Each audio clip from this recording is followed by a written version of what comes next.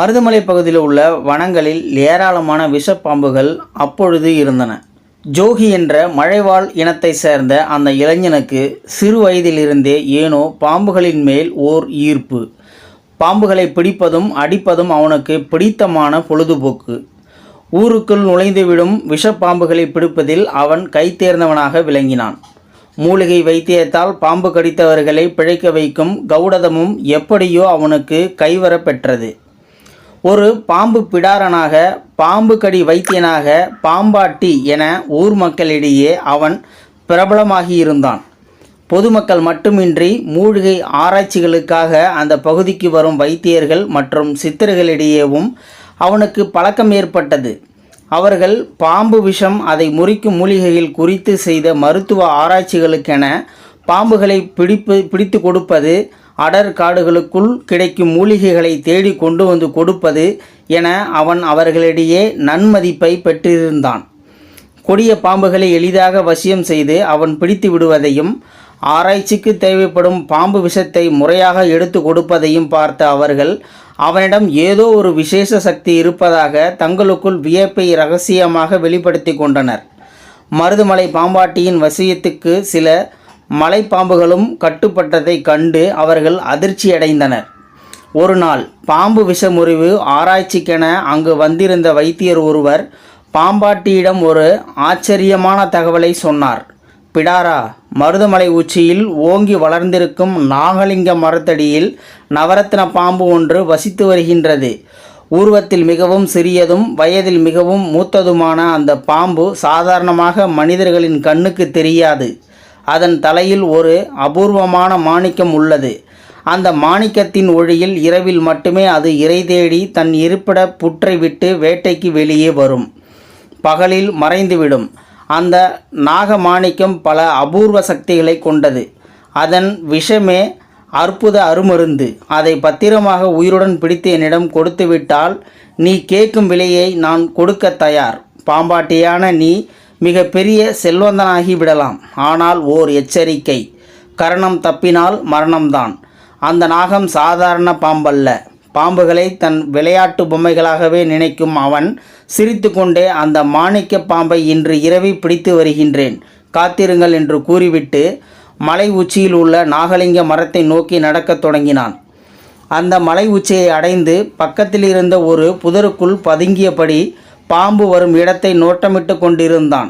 பாம்பாட்டியின் நடமாட்டத்தை பல ஆண்டுகளாக அந்த பகுதியில் உணர்ந்து பழகிய பல பாம்புகளும் வழக்கம்போல் பயந்து நடுங்கி புதர்களில் பதுங்கி தொடங்கின. பூச்சிகளின் ரீங்காரமும் விலங்குகளின் சத்தமும் காட்டையே அதிர வைத்து கொண்டிருந்தன. அன்று அமாவாசை என்பதால் எங்கும் கும்மிருள் அப்பி கிடந்தது.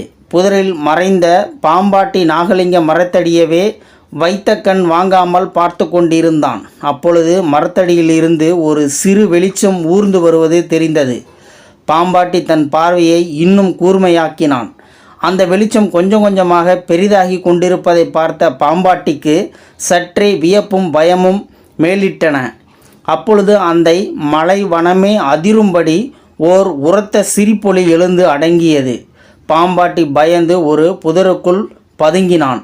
சிறிய பாம்பு எப்படி இப்படி சிரிக்க முடியும் என்ற குழப்பம் அவனுக்குள் பயமாக பரவிக்கொண்டிருந்தது. பயம் வேண்டாம் பிடாரா, வெளியே வா. நான் மாணிக்க நாகம் அல்ல, உன்னைப்போல் ஒரு மானிடனே என்ற குரல் கேட்டு பயத்தில் உடல் நடுங்க மெல்ல கண் திறந்து பாம்பாட்டி அந்த உருவத்தை பார்த்தான். ஒளி பிளம்பாய் மின்னிய அந்த திருமேனியில் திருநீற்று வாசனை வெளியாகி பாம்பாட்டியின் நாசிகளை தீண்டியது. அவன் உடல் சிலிர்த்தான். ஐயா, நீங்கள் யார் என்றான் அச்சம் நிறைந்த குரலில்.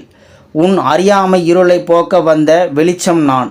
சரி, நீ யார் என்றார் அவர். நான் ஒரு பாம்பு பிடாரன், பாம்பு கடி வைத்தியன். ஓர் அபூர்வ பாம்பை தேடி இங்கு வந்தேன்.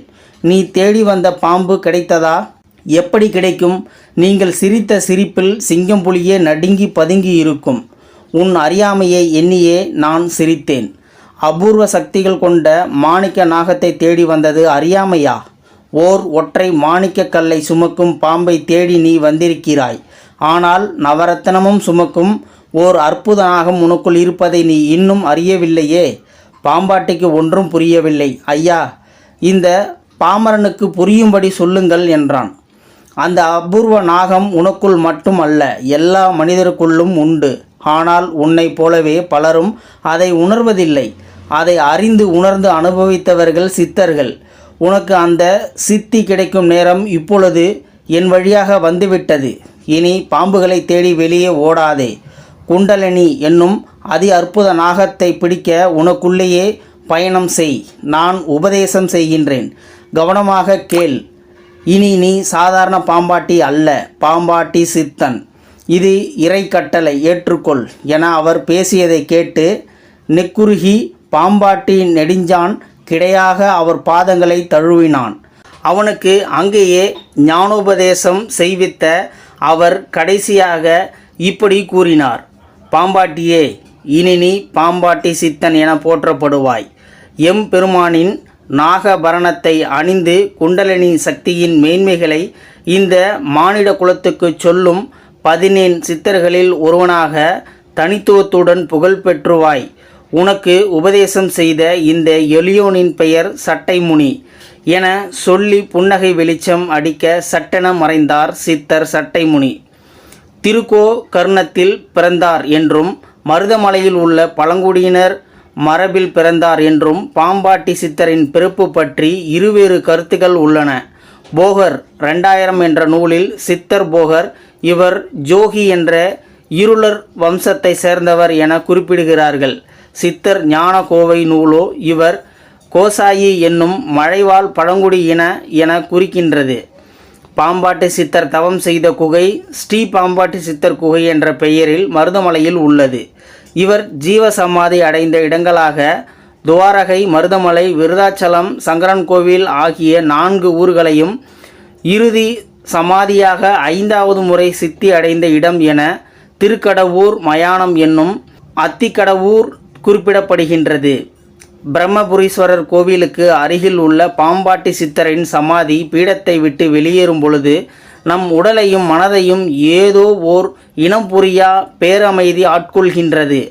ஆள் தியானத்தில் அமர்ந்து மனம் குவித்து செய்யப்படும் ஜீவசமாதி வழிபாடுகள் மிக மேன்மையான பலன்கள் வாழ்வில் வழங்கும் என்கின்றனர் ஆன்மீகத்தில் திளைத்து அனுபவம் பெற்ற ஆன்றோர். சித்தர்களின் ஜீவசமாதியில் மனம் ஊன்றி தியானிக்கும் பொழுது மனிதர்களுக்கு பருவுடல் மறக்கும் துரிய தீத நிலை சம்பவிக்கின்றது என்கின்றனர்.